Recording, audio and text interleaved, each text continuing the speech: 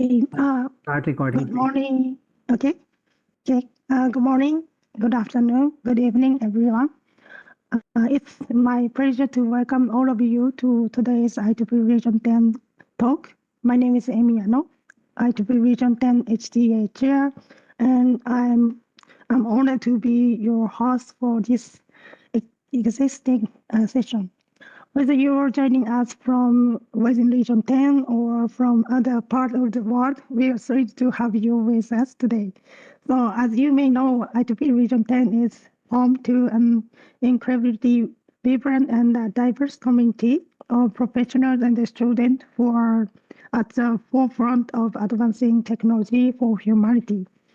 Through these Art and Talks, we aim to create a platform for meaningful discussions, knowledge sharing, and inspiration by connecting throughout leaders and experts with our global audience. So today's session is no exception.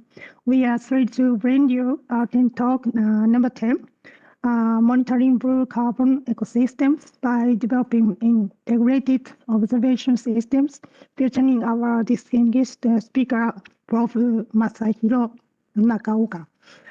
If you have any questions, feel free type them in the chat box. We will have a Q&A session at the end to address as many as possible.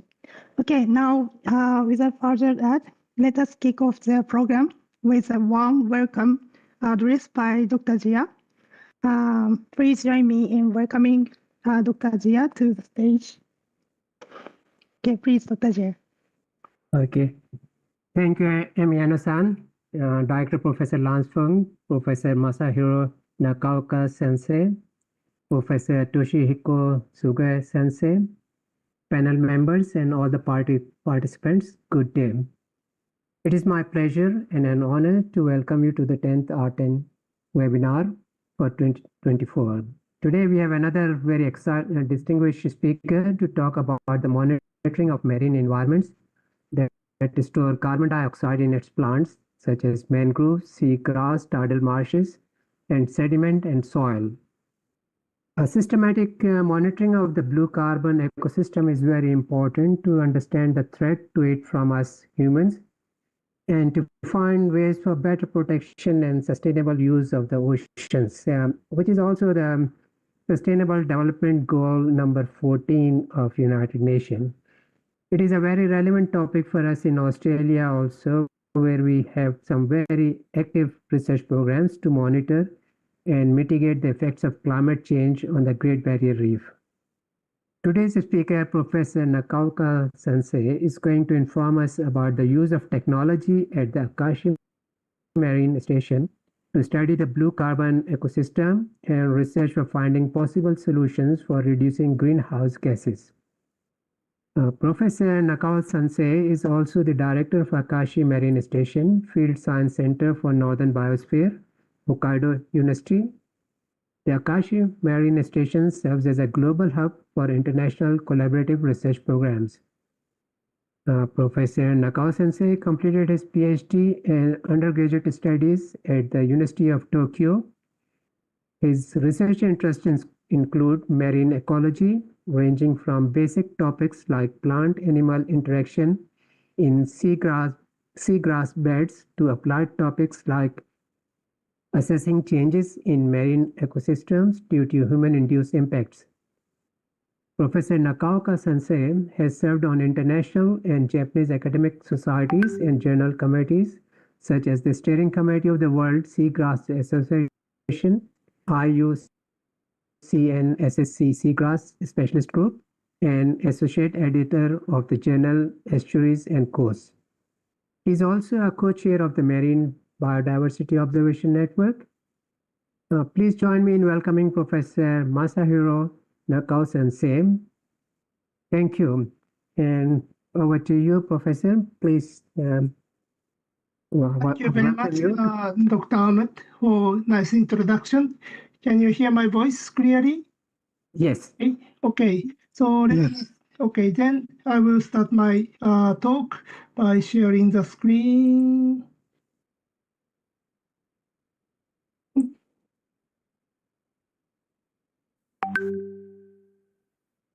Okay, I hope the screen is shared. It's in presentation mode. In the first slide is appearing. I don't know how to. Okay, thank you. Okay.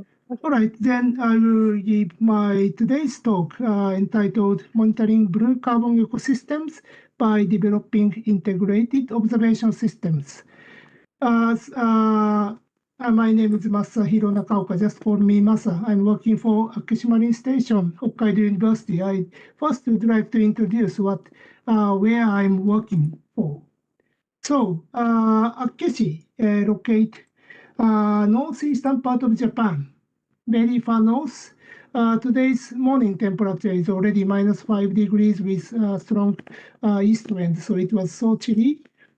And this area, eastern part of Japan, eastern part of Hokkaido is affected by cold Oyashio current, which is actually even water temperature become below zero in winter.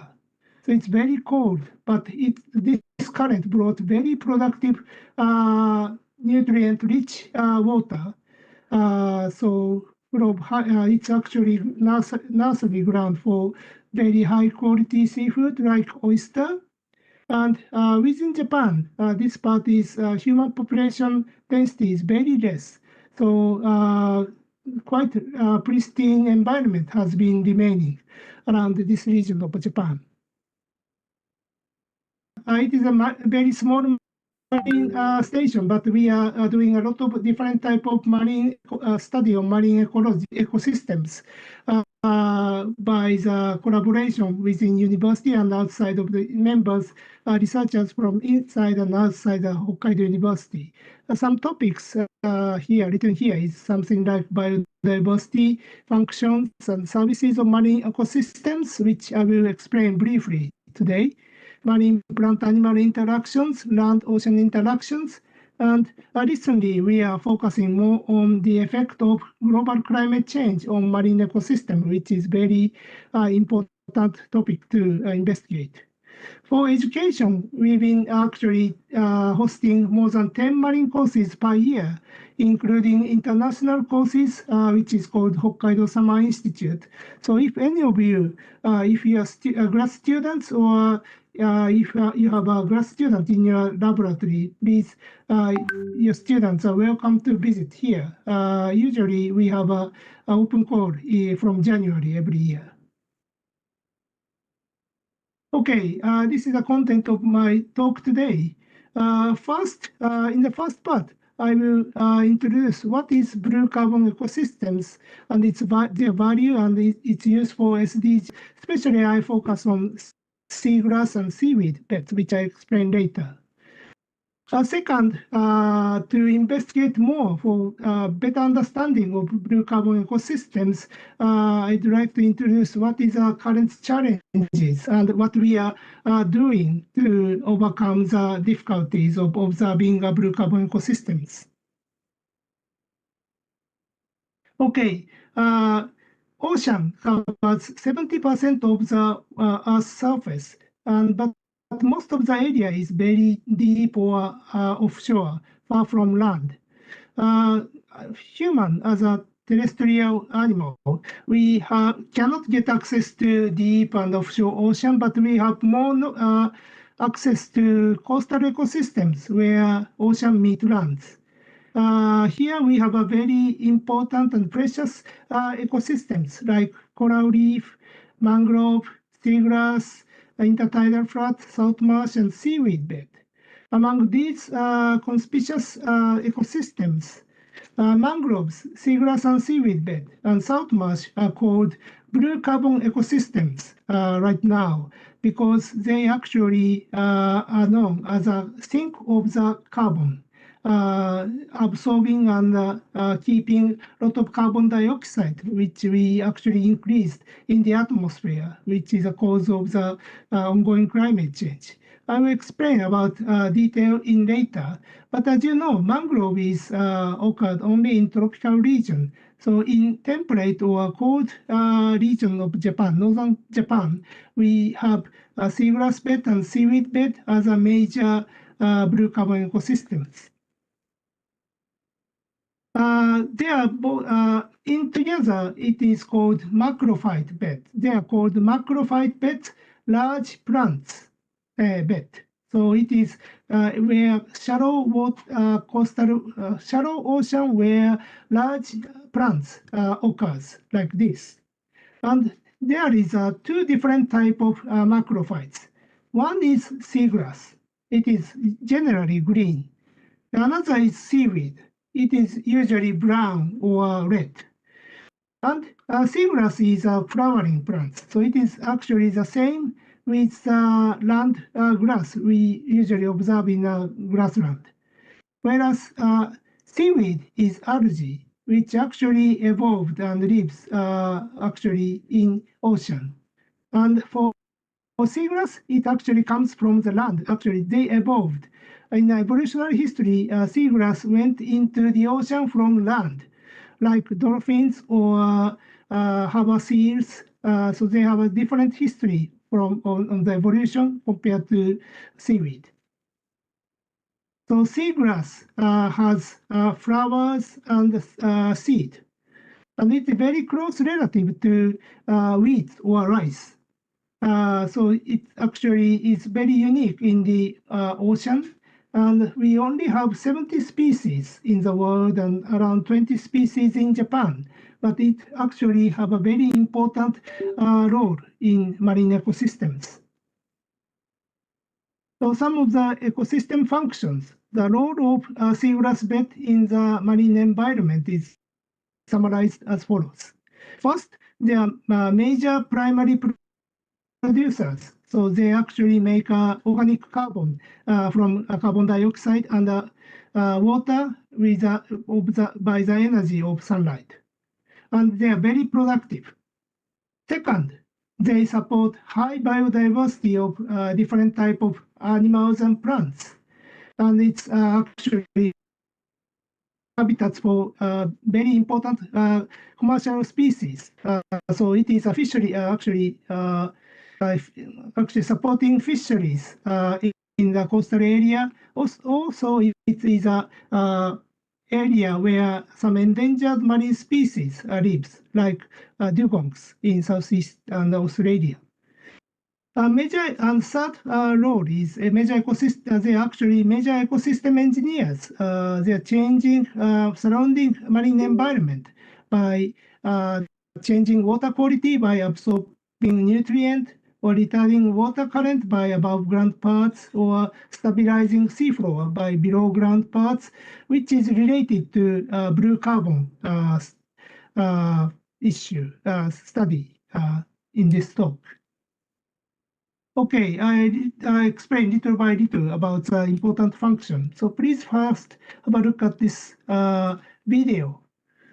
So it is a seagrass bed, which I took the video when it is sunny. And you can see a lot of bubbles coming up from the leaves of the seagrass, which is a product of photosynthesis, that is oxygen. The oxygen usually absorbed in the water, but because the speed of photosynthesis is very high, the gas oxygen just cannot dissolve, and it actually comes up as a gas itself. So telling how productive they are. And this productive seagrass hosts variety of different type of organisms. So it actually create a hotspot, biodiversity hotspot. So it is a typical figure on the species interaction in seagrass bed. Red is trophic interactions, who eat who, and non-trophic interaction indicated in blue shows they are actually providing a habitat, place to live for small animals. In the case of our seagrass bed, seagrass was mostly consumed by waterfowl like whooper swan, which visit our area in winter. But there's a more important small animals and plants. Epiphyte is a small microalgae, single-celled diatoms or dinoflagellate, and they are eaten by variety of different type of small animals, crustaceans, mollusks, or polychaetes. and then they are consumed by, eaten by larger animals like fish and shrimps, which actually our fishers take them as a major fisheries products, seafood. In addition, our area, Keshi, is actually very famous for good aquaculture, clam aquaculture or oyster aquaculture. It's very special in our area. They usually feed on phytoplankton, small algae plants in the water column. But in our area, we already know epiphytes on seagrass has more important diet for them. So without seagrass, we can't have our special seafood cuisine in our area. So it plays a really important role. Okay, then another important function or role of seagrass bed is actually they change the surrounding marine environment. Because photosynthesis and the primary production is very high, they suck up carbon dioxide in high speed. And also they absorb nitrogen and phosphate as an important nutrient for them to grow. After growing, the leaves usually drift away to the offshore or on land. But some of the part, especially rhizomes and roots, accumulated in the sea bottom. So, and because of the network of roots, it stabilizes sediment, seafloor, and with very dense structure of above ground body, it changes the water current. So dense seagrass bed has a very important role as a key player changing the marine environment. These different functions are actually classified to different category that actually some of the functions which benefit human is called ecosystem services. And they have multiple ecosystem services.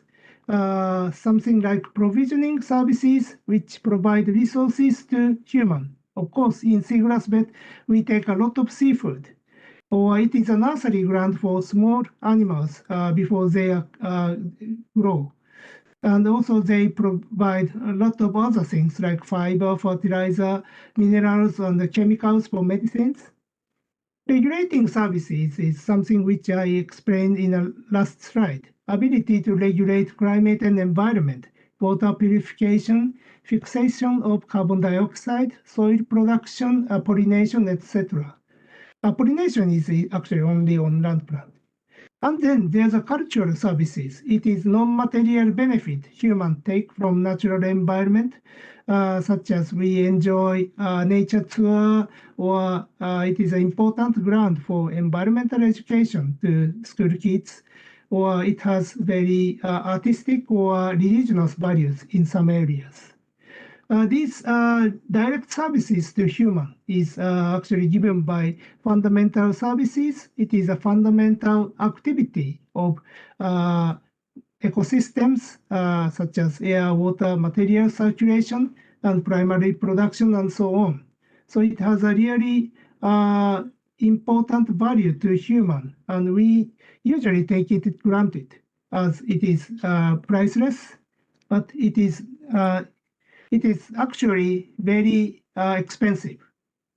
So some environmental economists try to attempt to value these ecosystem values by monetary value by doing a lot of different type of calculation, which I don't explain here. But this paper is very important paper in Nature, comparing the economic value of natural ecosystems like estuary, seagrass, coral reef, continental shelf, lake, tropical rainforest, grassland, how much services in economic value they produce per hectare per year. So according to this paper, seagrass bed and surrounding estuary offers very valuable services to human. And when I read this paper, it didn't contain the fisheries yield, so it must be much higher. So it says its economic value is 3 times more higher than coral reef and 10 times more higher than tropical rainforest. So we are so surprised to see its value. In any way, these important ecosystem services, not only seagrass, coral reef, tropical rainforest, has been declining worldwide due to various types of human-induced impacts, which we need to do something to protect or conserve these precious environment ecosystems. For without that, we will actually it linked to as it linked to well human being, we will lost our quality of life maybe. So one of the big concern everybody recognize is ongoing climate change, and mostly it is not only by carbon dioxide but other greenhouse gases like methanes. But carbon budget is carbon dioxide budget is actually it is not so new references, but something like this. So please, this is a unit of these values. So we are burning a fossil fuel, which increase atmospheric carbon dioxide at a rate of 32. And then some part of this actually carbon dioxide has been absorbed by land, mostly by forest or by ocean. So the carbon absorbed and stocked by land is called green carbon, and those absorbed and stocked by ocean is called blue carbon. It's about the same amount per year. So in the last slide, I showed this picture. When we focus on carbon dioxide and organic carbon, so they absorb atmospheric carbon dioxide, which become dissolved into the ocean, and then by photosynthesis, they produce organic carbon, and some part is stored in the sea bottom. The research, some research actually quantify this procedure and how much carbon is accumulated in the sea bottom. Then we have really interesting result as well. It is a paper in 2012 showing how much carbon in this unit is stored in the soil or sea floor bottom or living biomass. These three columns, forest, boreal, temperate, and tropical upland forest, and then mangrove and seagrass. So according to the carbon sink and stock, mangrove is a champion. So they have a very important role in actually capturing and stocking carbon. Seagrass is doing quite good. The average is it is only soil because the body part is living part is very small. It is a grass, but it has a similar amount of carbon they accumulated as in forest.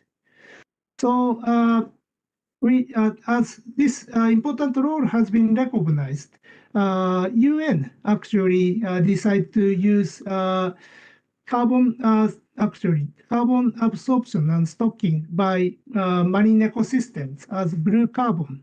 It is I think it's the first report by UN UNEP in 2009. Then the research on blue carbon has virtually started. So when first thing in Japan, we first estimate how much area we have in our land, and then it is a value. So mangrove occurs only in Okinawa, southeast part of Japan. So it has only 30 kilometers square, whereas we have more seagrass bed and seaweed bed in Japan. Salt marsh, it's a little difficult because usually they continuously actually extent from freshwater marsh. So we don't know exactly how much salt marsh we have in Japan. But according to the IPCC inventories, mangrove, salt marsh, seagrass are recognized as blue carbon sink, and you can use this area as a measure for the carbon mitigation, whereas seagrass bed has not been identified as blue carbon sink because they usually occur in rocky, hard substrate. So after they decay, they drift away. So in original stage, seaweed bed are not regarded as blue carbon. But more recently, we learned.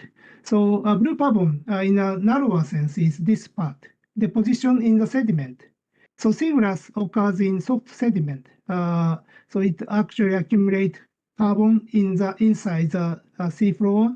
But the rocky shore, it doesn't sediment doesn't come. So these bodies, seaweed, are going away. But recently we learned they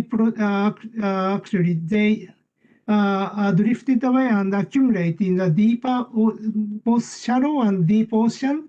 And they also produce reflectant DOC, reflectant dissolved organic carbon, which is actually remains in a long term in the water without decaying it. So it is also counted as a part of blue carbon. So recently there's a continuing debate to whether or not to include seaweed also as a measure for the climate mitigation. So how we can utilize blue carbon for the action of climate change mitigation. So there's two big issues, activities, actions. One mostly by government, inclusion of blue carbon to nationally determined contribution. It is each country is actually the current version is Paris Treaty. They determine how much carbon they will reduce in another 10 years or 30 years. And seaweed and seagrass is included in this part in some countries. Another important or more important activities is using the carbon credit for the emission trading, carbon offset.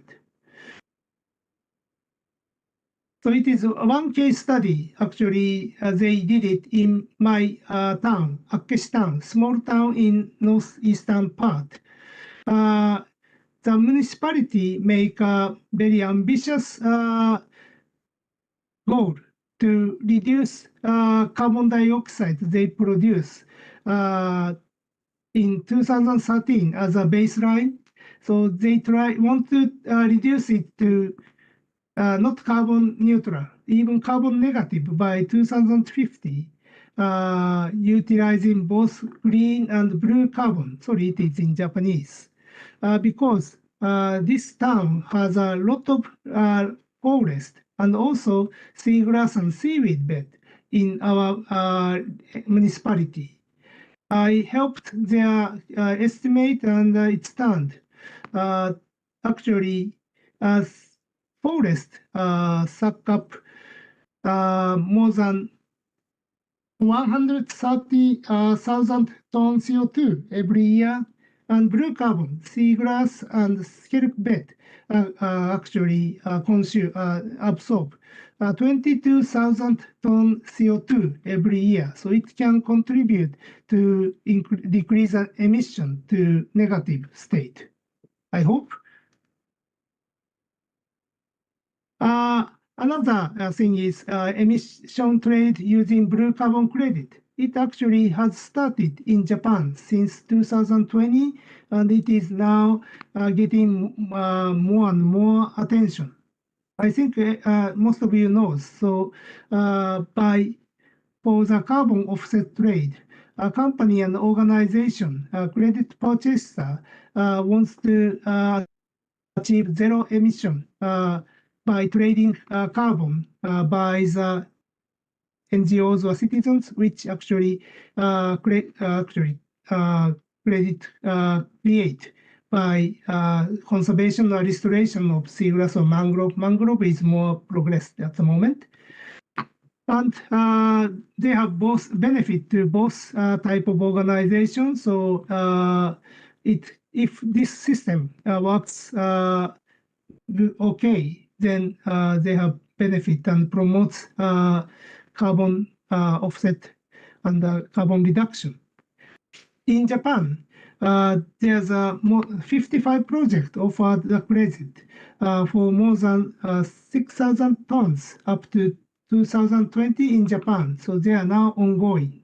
So carbon marketing and carbon policy is quite one of the key for the climate change mitigation, we hope. But I say it is a most important part of my talk. Scientific data supporting the blue carbon dynamics is still very poor. We have major challenges in understanding the blue carbons in the world. First, I will point out three important points. One is actually there's a great variability in an uncertainty in blue carbon amount, which seagrass beds or mangrove captures. We did actually global coordination research comparing the carbon stock in eelgrass bed, one of the species of seagrass which occurs all over the northern hemisphere, using the same method, and compare the amount of carbon stock in each seagrass bed, and it varies more than 10 times. Some seagrass bed has much carbon, whereas some others do not. And we can't see any large regional trends. So it's site-specific variation.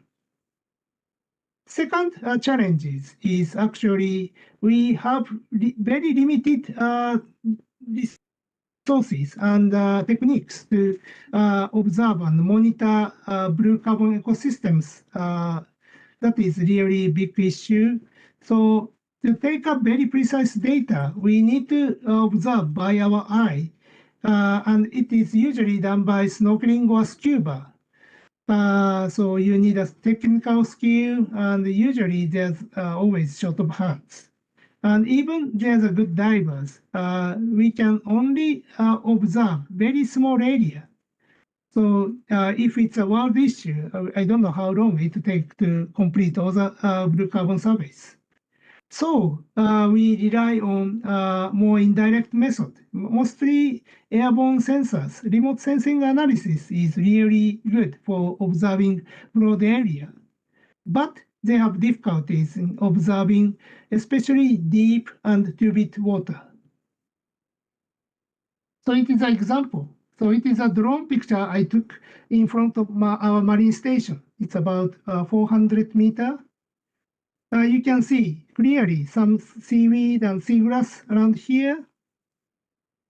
So if we have a magnified view, you can, if it's very shallow, you can distinguish surf grass, one of the seagrass, and sargassum algae clearly by its appearance. So you can use something like training by just using a normal color. You can classify them by any software.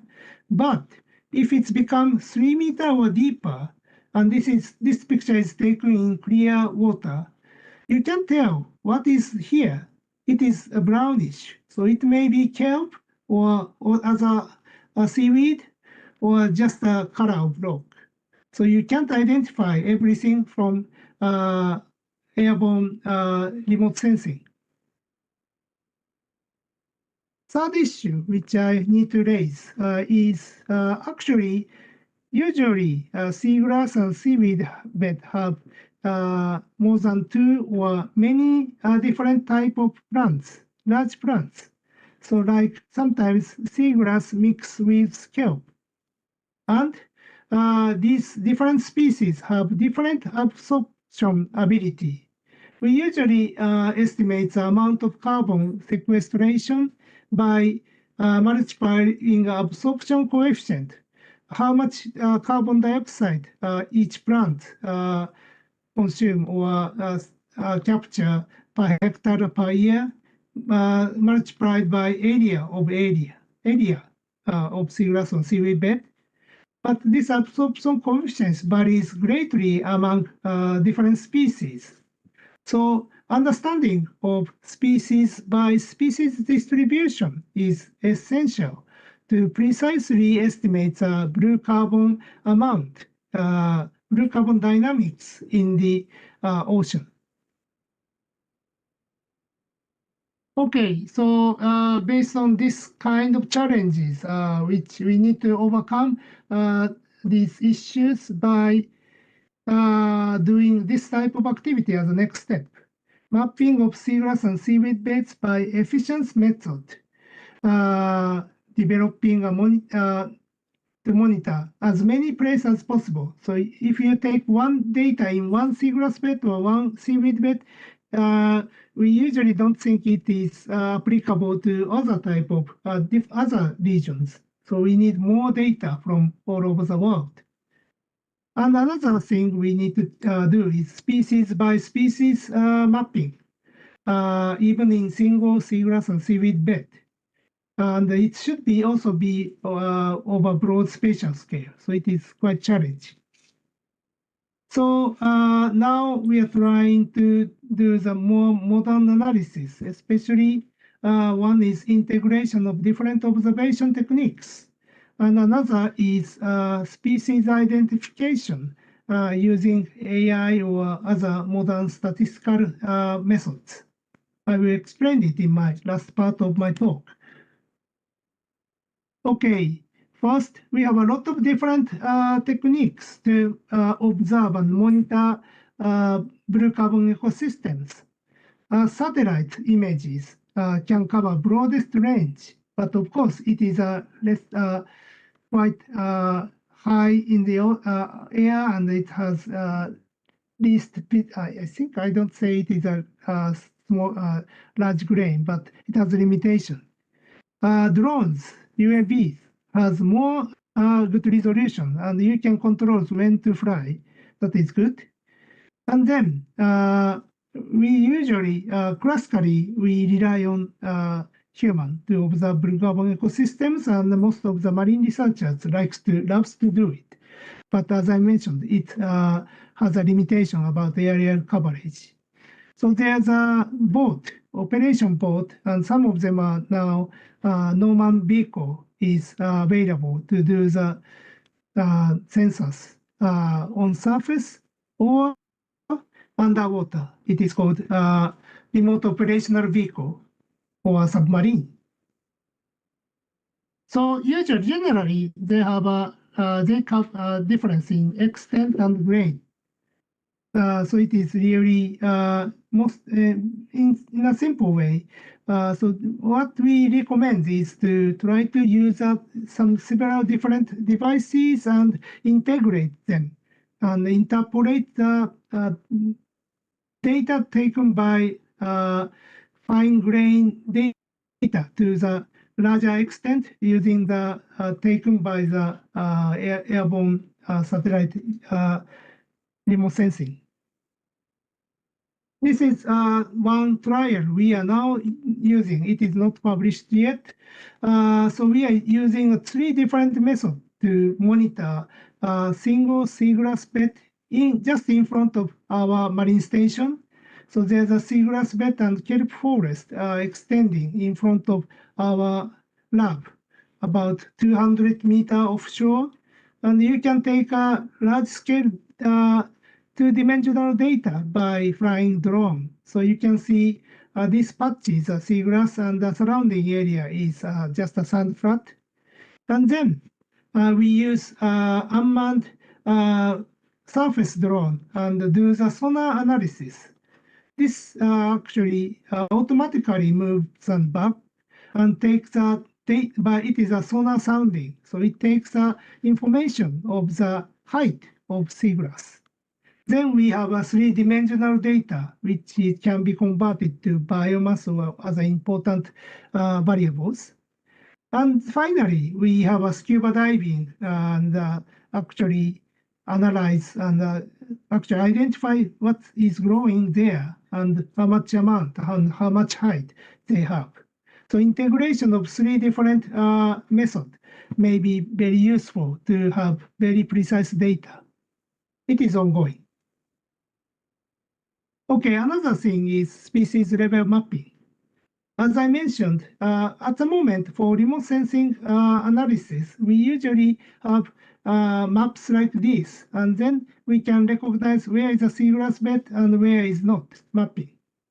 But as I mentioned already, different species has different ecosystem services and carbon capture rate, carbon stock rate.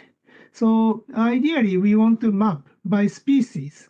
But in the case of seagrass, they are both green. So it is difficult to identify them only by color. So we utilize a deep learning method applied for the drone images. So this part in another estuary in Salomako Lagoon in Hokkaido, we did this survey. We first flew drone for more than 100-meter expand and 20-meter by 200-meter. And here, by observation eye, we have two seagrass species and two different types of seaweed, green algae and brown algae, and no vegetation area. And using the deep learning method called CNN, actually using software Pix2Pix, we successfully identified these 5 categories at the accuracy of more than 80%, which is actually can be used for detailed estimation of function by these seagrass and seaweed. This one is already published here. Another trial and method is to use computer algorithms called species distribution modeling. We call it SDM. So it is actually, again, large data-driven analysis to understand the predict the distribution area of species based on available data and environmental data in both actually obtained by two-dimensional data, so based on GIS. And using there's more than 20 different type of SDMs, so they have a lot of high speed. You need a high-speed computer, but estimate actually predict percentage of presence of each species based on current distribution and environmental condition. It is called ecological forecasting. This is one trial which one of our students actually tried last year. So she actually analyzed the seaweed distribution in the rocky coast of Akechi. The yellow one is a target area. And she actually taken a lot of data on different species of seaweed and seagrass around our area, which is actually around for more than extent is 30 kilometer square. And then using environmental data like depth and slope data, slope angle and light attenuation data, and using SDM, one of the SDM called Maxent, she predicts the potential distribution of different seagrass species, like this lot of kelp with lot of holes, agalam, or kelp we eat, saccharina, different kelp, or sargassum species and seagrass species. So the SDM shows how much percentage each species likely occur under the combination of environment. And AUC is actually a predictor of the accuracy. By combining these data, we learned current distribution of seaweed bed in our area is shown in red here, whereas previous data taken actually analyzed by satellite remote sensing images, satellite images is blue. So purple part is overlap, but actually red part is more widespread. And especially in the deeper part of the seaweed bed, satellite images cannot distinguish the presence of seaweed. So seaweed bed in Akesh Bay is more than 1.7 times broader than previously reported. So we have more blue carbon sink in our area, which is actually to some extent contribute for the carbon climate mitigation. Okay, so it is end of my talk. So my take-home message is seagrass and seaweed bed offer important ecosystem services to human well-being. Their conservation restoration should be promoted in relation to recent movement of blue carbon policy and economy. Second, there are many challenges to achieve effective monitoring of seagrass and seaweed bed. Promising methods include integration of different observation methods and the use of modern data analysis, including artificial intelligence. Okay, that's all for my talk. Thank you very much for listening. Okay, thank you very much, Prof. Nakaoka, for sharing your wonderful presentation. Okay, then now we will move on to the Q&A session. So to facilitate this part of the program, I'd like to introduce Dr. Sugie, who will be moderating the session. So Sugie-san, please. Okay. Yes, thank you very much. Thank you very much for your valuable lectures. We have learned a deep understanding of the importance of marine life and how your research plays a crucial role in the SDGs and preservation of global environment. So now we move to our Q&A sessions. So we have a comment from Director Vance. So she said, I read an article from NSF in 2012. The seagrass can store as much carbon as forest. This paper mentioned that the coastal seagrass bed store up to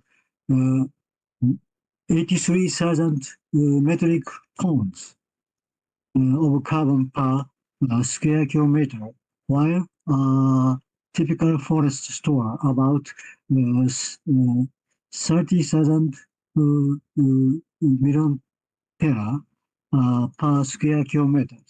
I wonder, these figures were valid, and there have been any updates since the report in 2012. So, Professor Nakaoka, how was the comment of this question? This is a very nice question. Thank you. Basically, if we only consider average value, it hasn't changed a lot. But since 2012, we have more and more data showing the large variability in carbon stock. So even within a single seagrass bed, it can vary more than 10 times. And maybe mangrove, it is also true. So we now know how these variabilities are occurring. So in some seagrass bed, they capture more carbon from outside of seagrass bed. Whereas other seagrass bed, they actually are going out and actually consumed by animals or bacteria, and so in some seagrass it becomes not sink but a source. So we need to know on average it is same, but for applying the blue carbon strategy to each specific area, we need to understand whether it is a carbon sink or a carbon source, or how much are their intensity before doing any investigation or activities. That is a current recognition of mine. Thank you. Oh, oh, thank you very much. Yes. So we have another question. Any possibilities, any good in using stationary subsea monitoring sensors? How about question? Stationary monitoring sensors, Yeah, you monitoring say? sensor. Yes, Like monitoring sensors. camera Yes. or webcam or soundscape. So Mhm. it depends on what type of monitoring. Permanent monitoring sensor is something like a webcam, which you can take a time-lapse data. In that case, it can be used, especially we now need to know the stage, how much amount of seagrass and seaweed actually transported to offshore deep sea. In that case, we need to monitor the change in the biomass and also drifting amount of drifting algae. In that case, I think using a time-lapse camera or webcam to monitor the change is very important. Currently, we are trying that research in our area, but still it is very difficult. They change amount of drifted algae or seagrass changes almost every day by weather. So I think the dynamics after they decay, I mean they die, is very important but difficult to monitor. Yes. Thank you very much. So we have another question. Yes. One of the issue we experienced is red tide, which is effectively experienced is red tide, which is effectively expensive algae bloom, and it's harmful to sea lives as well as human. We're using seabed for carbon sequestration station. Have any advice in implementation with algae bloom? Okay, I think Yeah. algae bloom, harmful algae bloom, HAB, is very serious issue, and we experienced a very serious one 3 years ago, which killed all of our sea urchins and other commercially important species. But at the moment, some of the red algae harmful algal bloom is very hard to predict in advance. So what we need to do is actually conducting time series monitoring of ocean conditions, especially phytoplankton, or even observing a sea color change is effective to understand where and where, when and where harmful algal bloom occurs. So by conducting more frequent long-term monitoring in every ocean or every bay or every harbor, we can detect early signals for occurrence of harmful algal bloom, which may actually take actually time for the fishers or aquaculture farmer to prepare in advance for the damages. That is so. Marine ocean monitoring is very important to detect harmful algal bloom. Oh, thank you very much. So this is One another more comment. question is on the chat box. Yes, the chat box. One is thank you, Professor Nakaoka, for very interesting talks. It's a comment. And Yes, another question is it possible to use cyber technology and quantum technologies to overcome the problem of blue carbon ecosystems? That is very good question. Actually, I don't know the current progress of cyber technology or quantum technology, so I can't answer properly. But integration of different disciplines usually helps and give us more hint to develop more effective monitoring systems or research systems. So I think communication with different scientists is very important. Thank you very much. So there's another question. Can observations be conducted using satellite data? Can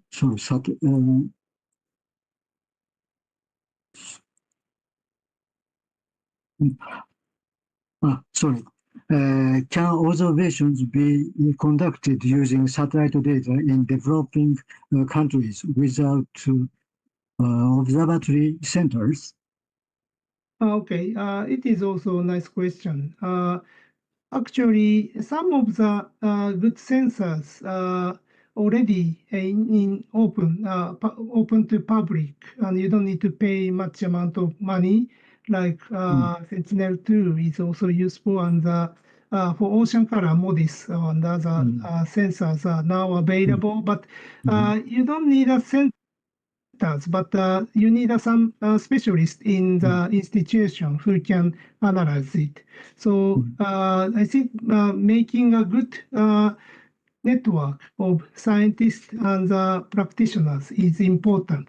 So scientists can tell local stakeholders or practitioners or when and where the changes is occurring in the ocean based on satellite images. Like as I mentioned, harmful algal bloom is one of the issues.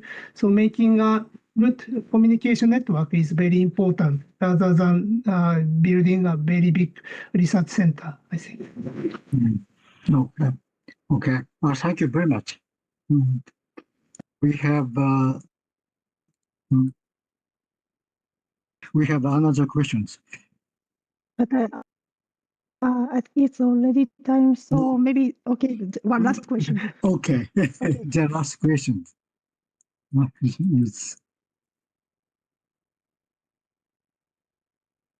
So, can you elaborate more on how can the integration of advanced technologies like AI and machine learning enhance the effectiveness of monitoring the blue carbon ecosystem in predicting changes and supporting conservation effort? Yes, it is one of the very promising field of research. We really investigate more. And I'm not a specialist of machine learning or AI, so I need to ask the advices from the specialist. But these technologies has been rapidly advancing. So I think we have a very bright hope in applying these technologies for more rapid assessment of the change in the sea. For example, at the moment, for AI-based identification, we need a very large number of reference data to increase accuracy. But even for this type of accuracy estimate, current ongoing advance of the AI is getting much better. So we have more shorter time to discriminate different species and then deliver data more rapidly from the ocean to the human community. So I hope this area of research is really important and interesting to promote. Okay. Thank you very much. We have a lot of questions, but we don't have enough time to answer them. So if you have a question, please send an email to Professor Nakaoka. Yes, please. Thank you, Dr. Sugie, for moderating the Q&A session, and big thanks to Prof. Nakaoka for addressing the audience's question with such a clarify and insight. Okay, as we come to the end of today's TEN Talk, it is my great honor to invite IEEE Region 10 Director, Prof. Lance, to deliver the closing remarks. Prof. Lance. Okay, thank you so much, everyone, for your attendance and for your interest in today's very interesting talk. Well, first of all, on behalf of the Region 10 and also Region 10 Talk team, well, we thank Professor Nakaoka for your very insightful and interesting talk on this topic, on the blue carbon ecosystem. Well, IEEE has been, well, made aware of the need to address the issue of climate change and sustainability. Well, since last year's, well, our president, Professor Saifa Rahman, well, he has been working tirelessly trying to promote the awareness of this topic. In particular, he has mentioned about 6 steps plans to help to combat the climate change. Well, on energy efficiency, battery storage, energy storage, renewable energies, nuclear energy power, cross-border power transfer, and well, more relevant to this one is on carbon sequestration. And you can see that using the seabed, seagrass, etc., is really supposed to be more effective than the forest. But the thing is, we need to have a proper monitoring system so that we can quantify it accordingly. So Professor Nakaoka's work is really significant in the sense that we are able to help us to do the monitoring as well. And on top of that, IEEE itself, we have also established, also passed the establishment of one OU within our IEEE community. It's called the Technology for Sustainable Climate Metrics Organization.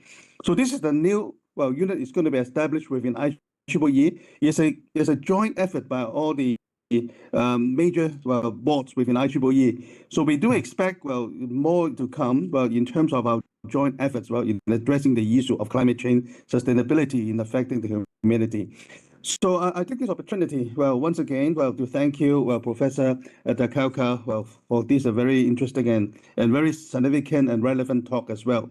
And I also invite the participants to provide feedback, okay, so through this QR code. And the Region 10 Talk has been very successful for this year, and I thank you very much for the units. Next slide. Which is sponsored by the Region 10 Industry Relations Committee, with this Professional Activities Committee, Young Professionals Committee, the Region 10, WIE, and the Student Activities Committee. In particular, I would like to thank all the members within our Region 10 Talk team. And can you give me the next slide?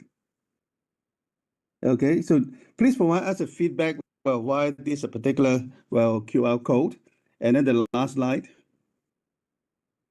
And once again, I thank you for your participation, and I also take this opportunity to thank you for the team members being led by Professor Zia, Imi-san, Professor Sugi, and Professor Prakash Nohana, and Hishin, for everyone.